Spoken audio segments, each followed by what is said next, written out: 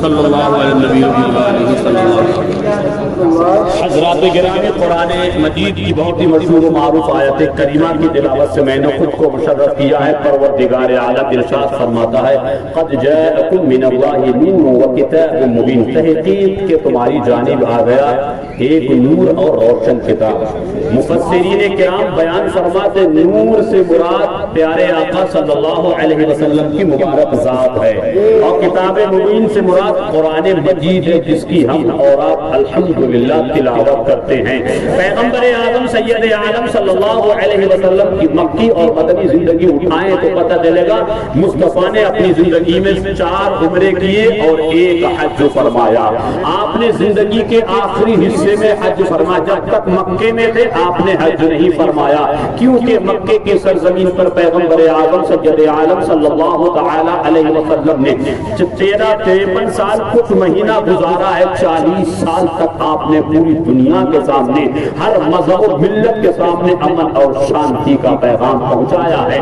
اپنے تو اپنے بیگانوں کے سروں پہ دستے شفقت پھیرا ہے، اور آج ہمارے حالات یہ ہیں کہ ہم بیگانوں کو تو بڑی دور کی بات، آج ہم اپنے ہو کر کے اپنا کا خون چوسنے میں لگے ہیں۔ پیغمبر کی چھوٹی سی زندگی اٹھا کے دکھاؤں تو پتہ چلے گا۔ پیغمبر مسجد نبوی شریف میں تشریف لے جا رہے ہیں، تہجد کی نماز ادا فرمانے کے لیے اپنے رب کی بارگاہ میں سر سجود ہونے کے لیے۔ مسجد نبوی شریف کے بغل میں ایک یہودی کا مکان تھا، اور اس یہودی عورت کا شوہر کہیں باہر دوسرے شہر میں تجارت کرنے کی غرض سے گیا تھا، اپنی بیوی بچوں کے لیے کھانے پینے ضرورت کے جو سازو سامان تھے وہ دے کر کے گیا تھا۔ پیغمبر جاتے ہیں تہجد کی نماز پڑھنے کے لیے، اچانک اسی مکان کے اندر سے چھوٹے سے بچے کے رونے کی آواز آئی۔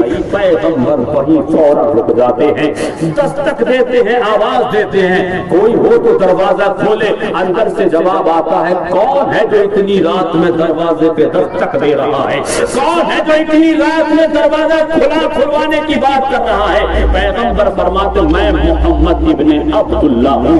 خاتون کی اندر سے آواز آتی ہے اتنی رات میں محمد میرے گھر کے دروازے پہ کیا کر رہے ہو؟ تمہیں تو اللہ کے گھر میں ہونا چاہیے، تمہارا معاملہ اور ہے، میرا معاملہ اور ہے۔ پیغمبر فرماتے ہیں میں جا تو رہا تھا اپنے نبی کے گھر میں، لیکن تیرے گھر سے بچے کے رونے کی آواز آئی، میرے قدم آگے نہ بڑھے، میں بے چین ہو گیا جب تک مجھے یہ نہ پتا چلے گا کہ تیرا بچہ کیوں رویا ہے، کیوں بلبلایا ہے۔ وہ ضد کرتی ہے نہیں۔ پیغمبر فرماتے سارے سوال جواب یہی ہوں گے کہ دروازہ بھی کھولا جائے گا۔ دروازہ کھولا گیا، پیغمبر اندر تشریف لے گئے۔ اب اس خاتون سے پوچھتے ہیں بتا تیرا بیٹا کیوں رو رہا ہے، تیرے بچے کے رونے کی آواز آئی ہے۔ 2 منٹ کے لیے آپ لوگ غور و فکر کریں، آپ کا بھتیجا ہو، آپ کا بھانجا ہو، آپ کے پڑوسی کا بچہ ہو، آپ کے دوست احباب عزیز رشتہ دار کا بچہ ہو، اور وہ مصیبت میں ہو، تکلیف میں ہو، پریشانی کے عالم میں ہو، اور آپ اس کے ماں باپ سے جا کر کے، اس کے گھر والوں سے جا کر کے بار بار یہ پوچھیں بچہ کیوں رو رہا ہے، بچہ کیوں پریشان ہو رہا ہے، بیمار ہے تو علاج کیوں نہیں کراتے؟ آپ انسانیت کا سبق دیں گے، آپ ہمدردی کا مظاہرہ کریں گے، آپ اچھے دوست رشتہ دار ہونے کا ثبوت دیں گے۔ یہ سوال کرنے کے بعد اگر آپ ہی کے رشتہ دار کے بچے کے والدین یہ کہیں بچہ میرا روتا ہے تمہیں تکلیف کیوں ہوتی ہے، بیمار میرا بچہ ہے تم بے چین کیوں ہوتے ہو، سچی بتانا کتنا درد ہوگا تمہیں، کتنی تکلیف ہوگی تمہیں۔ تم جس بچے سے پیار کرتے ہو اس بچے سے تم اس سے خیریت و عافیت کے بارے میں پوچھو، اور اس کے ماں باپ کہے بھائی تمہیں کیا تکلیف ہے، بچہ میرا بیمار ہے، بچہ میرا ہوگا، کلیجہ پھٹ جائے گا، تکلیف تمہاری بڑھ جائے گی، بے چینی تمہاری بڑھ جائے گی۔ وہ خاتون کہتی ہے محمد ابن عبداللہ بچہ تو میرا روتا ہے، تکلیف تمہیں کیوں ہوتی ہے، پریشانی تمہیں کیا ہوتی ہے؟ پیغمبر فرماتے ہیں میں کیا بتاؤں، مجھے رب نے دل ہی کچھ ایسا دیا ہے کہ مجھ سے اپنے تو اپنے بیگانوں کا بھی رونا نہیں دیکھا جاتا۔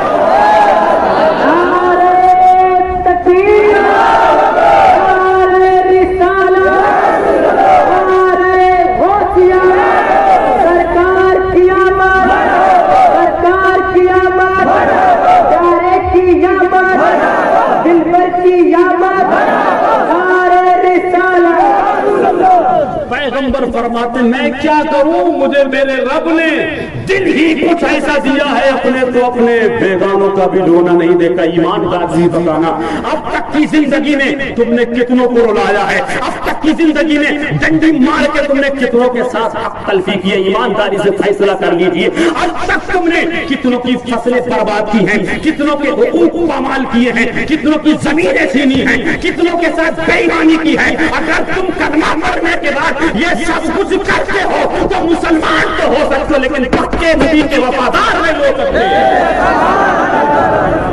پیغمبر اعظم سید عالم صلی اللہ علیہ وسلم ارشاد فرماتے ہیں میرے بے چین ہونے کی وجہ یہ ہے، اب وہ بچے کی ماں کہتی ہے میرا شوہر سفر کے لیے گیا ہے، تجارت کی غرض سے گیا تھا، کھانے پینے کا جو ساز و سامان تھا وہ دے کر کے گیا تھا، چراغ میں جلانے کے لیے تیل دے کر کے گیا تھا، آج کی رات میں وہ تیل ختم ہو گیا ہے، اور تیل ختم ہونے کے بعد چراغ کے اچانک بجھ جانے کے بعد ایک دم کمرے میں جب اندھیرا چھا گیا، اس تاریکی کو دیکھ کر کے میرا بچہ رویا ہے، اس اندھیرے پن کو دیکھ کے میرا بچہ بل بلایا ہے۔ پیغمبر فرماتے تکلیف میں نہ پریشان نہ ہو، ابھی اس کے کمرے کی روشنی کا انتظام کرتا ہوں۔ مصطفیٰ گئے اپنے خاص حجرے میں، اور مصطفیٰ کا جو اپنا پریشان چراغ تھا ہاتھوں میں اٹھایا اور اس یہودی کے مکان پہ تشریف لائے، اور فرماتے ہیں میں محمد ابن عبداللہ ہوں، میں خود کو اندھیرے میں رہنا گوارا کروں گا، لیکن میرا خلاصی اندھیرے میں ہو جائے مجھے گوارا نہیں۔ فیصلہ کر لو، غور و فکر کر لو، دوسروں کو بے چین کر کے، دوسروں کو تکلیف دے کے، دوسروں کا حق چھین کے، دوسروں کو پریشانیاں دے کر کے، دوسروں کی زمینیں چھین کر کے، دوسروں کا مال غصب کر کے، دوسروں کا دل دکھا کر کے اگر تم زندگی گزارو گے، یقین جانیے گا تم نے ایک کا دل دکھایا ہے، 70 دل تمہارا دکھانے والے پیدا ہو جائیں گے۔ اور یہ بات میں ڈنکے کی چوٹ میں اس لیے کہتا ہوں، حضرت علی رضی اللہ تعالی عنہ بیان فرماتے ہیں کفر اور شرک کے بعد دنیا میں سب سے بڑا گناہ اگر کوئی ہے تو وہ ہے کسی کا دل دکھانا، اب وہ دل چاہے مسلمان کا ہو یا ہندو کا ہی کیوں نہ ہو۔ پیغمبر فرماتے ہیں کفر اور شرک کے بعد اگر سب سے بڑا کوئی گناہ ہے تو وہ یہ ہے کسی کا دل دکھانا، وہ دل چاہے مسلم کا ہو یا غیر مسلم کا ہو، وہ دل چاہے افراد کا ہو یا بیگانوں کا ہو۔ یہ مصطفیٰ کی مبارک زندگی ہے، مکی زندگی پڑھے تو صحیح، مدنی زندگی پڑھے تو صحیح۔ پیغمبر نے اپنا خاص چراغ لا کر کے اس کے مکان میں دے دیا، اب جب بچہ مسکرایا ہے، کمرے میں روشنی آئی ہے، اب پیغمبر فرماتے مجھے اب سکون ملا ہے، اب رب کی عبادت کرنے کا مزہ ہی الگ ہے۔ پیغمبر کی مکی زندگی ہم پڑھتے نہیں، سمجھتے نہیں، سنتے نہیں، غور و فکر کرتے نہیں۔ ابھی جلوس محمدی میں دیکھا میں نے کیا ہے، ہم لوگ نوٹ کیا کرتے، سبق کیا کرتے، چینجنگ کیوں نہیں؟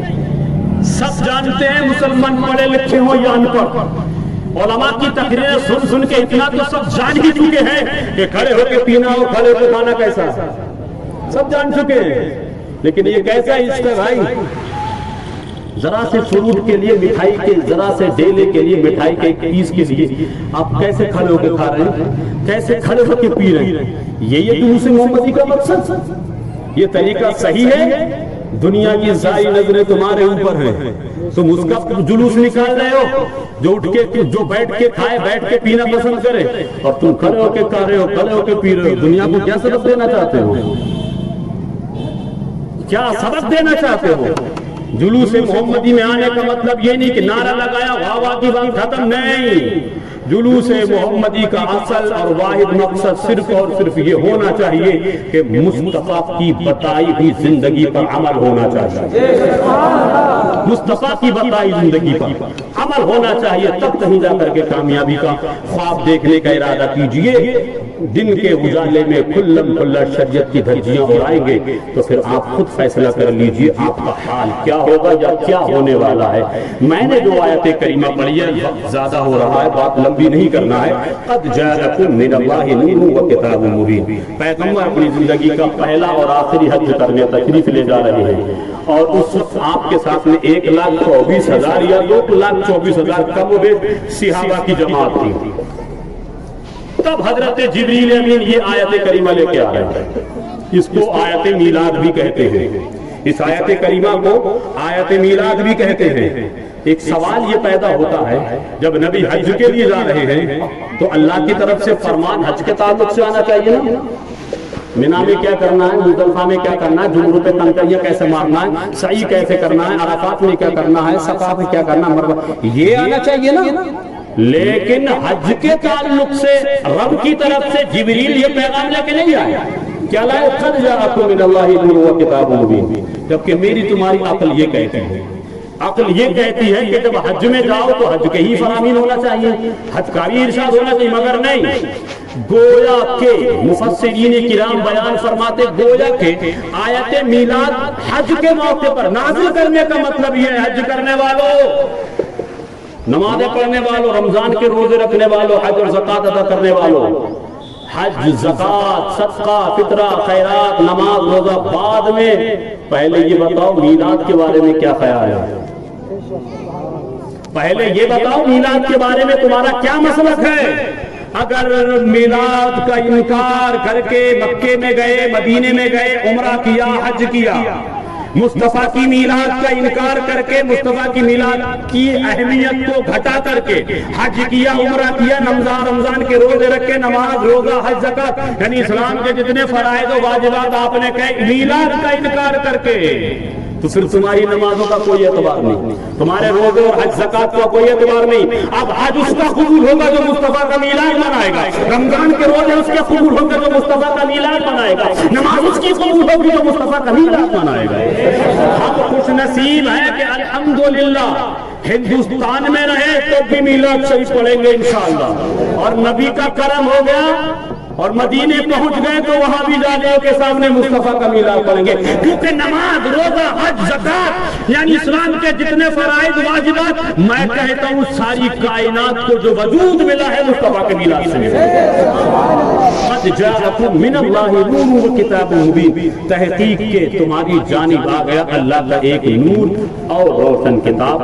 اپنی بات کو ختم کر رہا ہوں اس امید کے ساتھ، نوجوانوں تم سے گزارش ہے، آج تم نے نماز فجر میں پوری جامع مسجد کو بھر کے میرا دل جیت لیا، جامع مسجد کو فجر کی نماز میں تم نے میرا دل جیت لیا، اور میں نوجوانوں کا دل خوش کرنے کے لیے نہیں بولا، سچ بول رہا ہوں، اگر یہ تم چاہتے ہو کہ دل ہمیشہ خوش رہے، آپ کوشش کریں تو یہ زندگی کی آخری سانس تک فجر، ظہر، عصر، مغرب، عشاء پانچوں ٹائم میں آپ مسجد، جامع مسجد نہیں بھر سکتے؟ بھرو گے نا؟ زبردستی نہیں، پیار محبت کا سودا ہے۔ آپ اس وقت کرتے کیا ہیں؟ آپ کو اٹھنا تو 7 بجے ہے نا، اذان کے وقت اٹھ جائیں، اللہ کی عبادت کریں، پھر دکان کھولیں، پھر کاروبار کریں، دیکھیں کتنا مزہ آئے گا انشاءاللہ۔ تو یہ جلوس محمدی ہے۔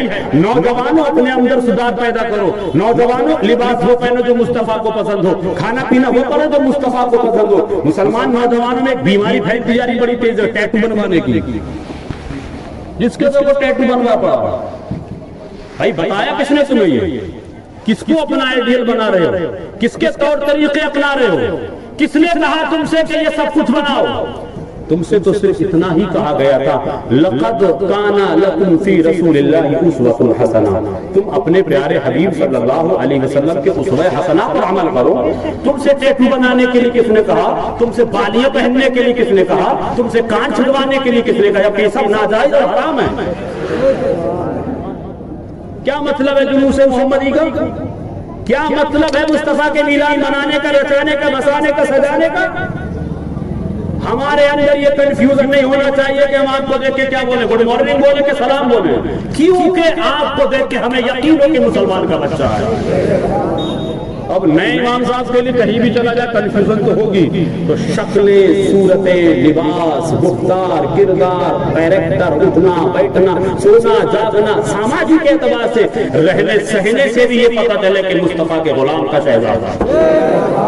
اس لیے نیت کریں، عہد و پیمان کریں اس امید کے ساتھ کہ بلبل سے بہرحال نشے من نہ چھوٹے گا، برقے کپا کے خوف سے گلشن نہ چھوٹے گا، ماحول گرچہ اپنے موافق ہی نہیں ہے، امید کرے سرکار مگر آپ کا دامن نہ چھوٹے گا۔ انشاءاللہ 5 وقت کی نمازیں آپ ادا کریں گے، نمازوں کو ان کے مقررہ وقتوں پر ادا کریں گے، اس لیے کہ نماز کو چھوڑ کر کے آپ کوئی بھی عبادت کر لیں، میں بڑی ذمہ داری کے ساتھ کہہ رہا ہوں، نماز کو چھوڑ کر کے وہ عبادت چاہے فرض ہو، چاہے واجب ہو، چاہے سنت ہو یا نفل ہو، نماز فرض کو چھوڑ کر کے آپ کوئی بھی عبادت کریں۔ اعلیٰ حضرت فتاوی رضویہ شریف میں ارشاد فرماتے ہیں فرض عبادت چھوڑنے والے کی کوئی نفلی عبادت اللہ کی بارگاہ میں قبول ہی نہیں ہوگی۔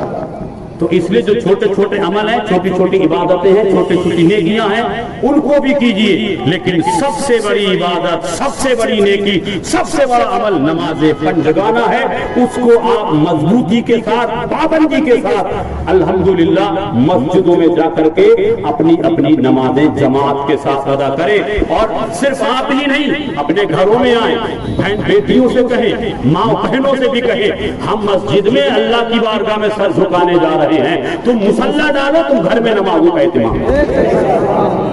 یہ کوئی بڑا کام نہیں ہے، کوئی مشکل کام نہیں ہے۔ شادی بیاہ کے موقع پر ہم 4 گھنٹے پہلے بیگم سے کہتے بھئی جلدی تیاری کر لو، جلدی بچوں کو نہلا لو، دھلا لو، یہ لگاؤ وہ لگاؤ، کریم پاؤڈر، دنیا بھر کا بچوں کو دولہا کی طرح سجا دھجا کر کے بارات میں 4 گھنٹے پہلے۔ میں یہ نہیں کہہ رہا ہوں بس سجاؤ، بچوں کو خوبصورت رکھو، صاف ستھرا رکھو، دلہن کی طرح سجو، دلہن کی طرح سجا، اچھی بات ہے، لیکن اسی شوہر، اسی مرد سے میں ہاتھ جوڑ کے گزارش کرتا ہوں کہ کبھی تم نے اپنی بیگم سے یہ کہا میں نماز پڑھنے جا رہا ہوں، تم بھی نماز کا اہتمام کرو، تم بھی نماز کا اہتمام کرو۔ آپ ایسا ماحول بنا کے دیکھیں تو صحیح، ماحول بنائیں تو انشاءاللہ گھروں میں برکتیں ہوں گی، رحمتیں نازل ہوں گی۔ اللہ تعالیٰ سے دعا ہے کہ اللہ ہمیں اور آپ کو، تمام عالم اسلام کے خوش عقیدہ مسلمانوں کو اور جلوس محمدی صلی اللہ علیہ وسلم کی برکتوں سے ہم سب کو، تمام مسلمانوں کو نمازیں پنجگانہ جماعت کے ساتھ ادا کرنے کی ہمت اور توفیق نصیب فرمائے۔ استغفر اللہ ربی من کل ذنب واتوب الیہ۔ میرے بولنے میں کوئی چھوٹی بڑی غلطی ہوگی، مولا اس کو اپنے خاص فضل و کرم سے معاف فرما کر اپنی بارگاہ میں قبول اور مقبول فرما۔ استغفر اللہ ربی من کل ذنب واتوب الیہ۔ خدا حافظ، وما علینا الا البلاغ۔ السلام علیکم۔